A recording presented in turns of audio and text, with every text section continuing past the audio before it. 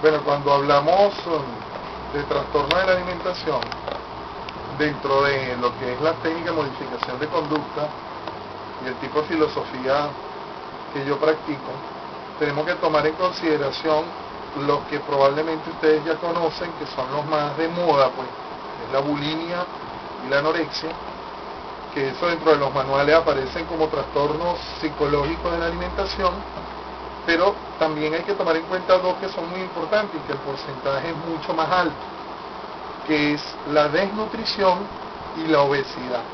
Y por ahí es que quiero comenzar.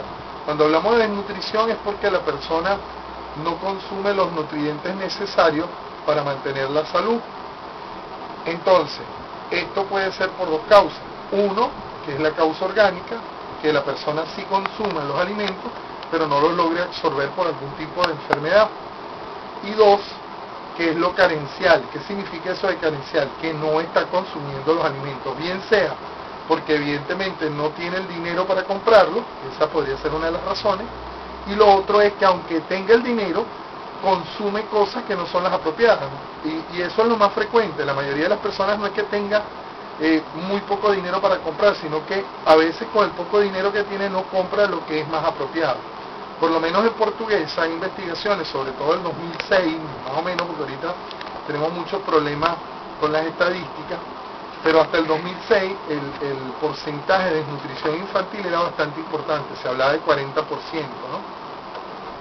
Otro de los graves problemas, y ahí sí tengo yo estadística, porque para el 2007 la Fundación del Niño, yo trabajaba en ese momento ya, se hizo una estadística en todas las escuelas del municipio de Arauri y del municipio Pae, y sobre la obesidad se hablaba que la mayoría de los niños y adolescentes en estas instituciones educativas, sean escuelas, sean liceos, entre un 30 o 40% eran obesos. ¿Y qué significa eso de ser obeso? Ser obeso es tener un 30% por encima del peso que debe ser el apropiado para tu estatura y tu edad. Y eso hay que diferenciarlo bien, porque una persona puede tener sobrepeso, o sea, puede tener un peso un poco por encima, pero para ser calificado de obeso tiene que tener 30% por encima del peso. Muchas personas creen que el tener sobrepeso ya es obesidad, y eso no es así. La obesidad, las causas son muy similares. O sea, en la obesidad el gran problema es los hábitos de alimentación. Cuando nosotros revisamos, la mayoría de las personas que son obesas siempre te van a decir que es que comen poco y que engordan mucho, pues, o sea, que no, que tengo un problema en la tiroides, un problema hormonal. En realidad, el 98% de las personas obesas no tienen ningún problema orgánico, es porque no comen apropiadamente, abusan de los carbohidratos y de las grasas, sobre todo los carbohidratos. En Venezuela las personas abusan más de los carbohidratos. Los carbohidratos son los azúcares, las harinas, etc. Entonces, para esos dos tipos de situaciones, evidentemente hay que descartar, tanto en la desnutrición como en la obesidad, si hay un trastorno, una enfermedad. Pero en la mayoría de los casos, como les dije, son problemas de hábitos. O sea, desarrollamos en la familia hábitos que no son los apropiados. Por lo tanto, el principal tratamiento o la principal solución, no lo digamos tratamiento, digamos solución para este tipo de problemas es la educación nutricional. O sea, ser educado en cómo debemos comer y cómo debemos comer bien. ¿Ok? Eso es lo fundamental. Que comamos bien balanceado, que se consuma un 50-60% de carbohidratos, que se consuma un 20-30% de proteína y que se consuma un 10% de grasa. Y eso quiero decirles que es muy importante. La mayoría de las personas que hacen dietas, esas famosas dietas para perder peso, muchas veces son un error. No, que estoy haciendo una dieta y no consumo carbohidratos, arepas. No es que deje de consumir un tipo de alimento, es que lo consuma en el porcentaje apropiado. Porque si usted deja de consumir grasas, por ejemplo, usted se está produciendo un daño al organismo, porque la mayoría de las grasas, y sobre todo las grasas buenas, van a contribuir a formar una serie de sustancias bioquímicas en el organismo, y si usted deja de consumir grasa, porque la dieta le dice que no consuma grasa, usted se está haciendo daño a su salud. O, por ejemplo, no, dejo de consumir carbohidratos. Si usted deja de consumir carbohidratos, la energía que usted necesita el día a día la producen son los carbohidratos, así que usted no puede dejar de consumir carbohidratos, usted tiene que consumir los carbohidratos en la proporción apropiada. Esos son los dos principales problemas, la desnutrición y la obesidad. Vuelvo y les repito, en Portuguesa, el 30-40% de la población estudiantil, es decir, niños, niñas, adolescentes, tienen problemas o de desnutrición o de obesidad. Por otro lado, en los trastornos alimenticios están los llamados trastornos psicológicos de la alimentación. Es eso que todos conocemos, la anorexia y la bulimia. La anorexia son personas que se inhiben de comer, o sea, evitan a toda costa consumir alimentos porque tienen una gran preocupación por su peso. Entonces, el anoréxico normalmente lo que hace es evitar comer. El bulímico es diferente, el bulímico no evita comer. El bulímico come, probablemente come en grandes cantidades, pero después siente un gran sentimiento de culpa debido al consumo de los alimentos y trata de deshacerse de estos alimentos. Al principio lo hace de la manera más fácil, pues, que es a través de producirse la emesis, el vómito. Pero quiero aclararles que muchas personas, debido a que practica con mucha frecuencia el producirse el vómito, termina un momento en que ya no se produce el reflejo nauseoso.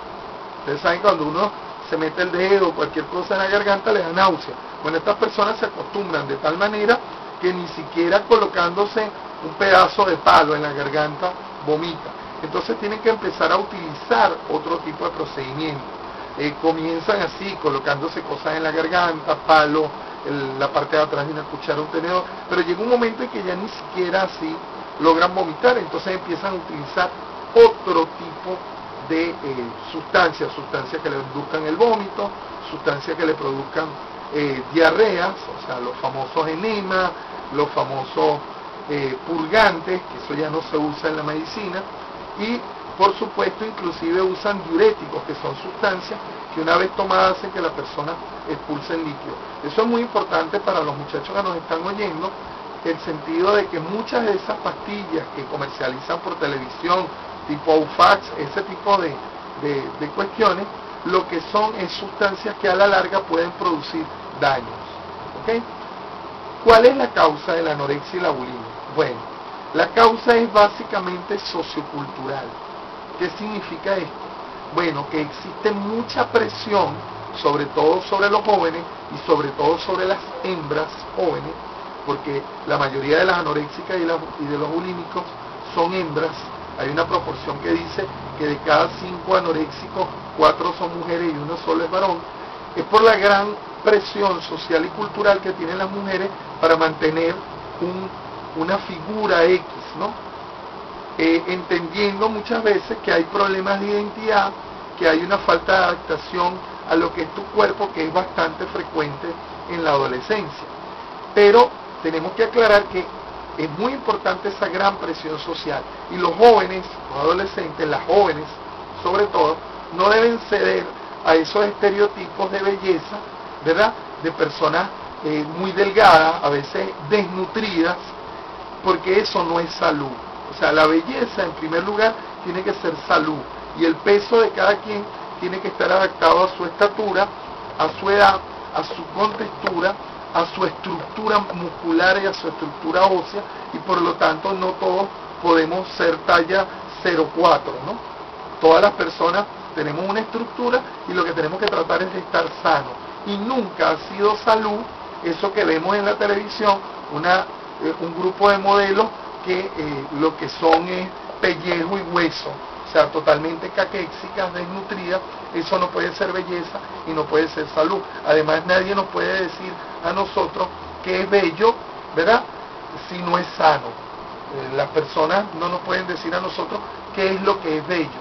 No podemos dejar que un grupo de personas que son gurús de la moda, personas que a veces no tienen ningún tipo de conocimiento en el área médica, en el área nutricional, nos digan a nosotros cómo nos debemos ver.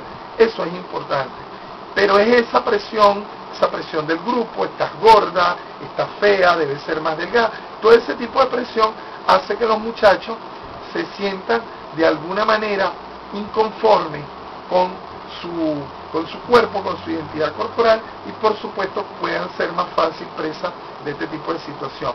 ¿Cuál es la forma de resolverlo? Bueno, la forma de resolverlo, la anorexia y la bulimia, como son trastornos psicológicos en la alimentación, es importante la psicoterapia, bien sea con psiquiatras, psicólogos, en el caso de nosotros, los terapeutas o modificadores de la conducta.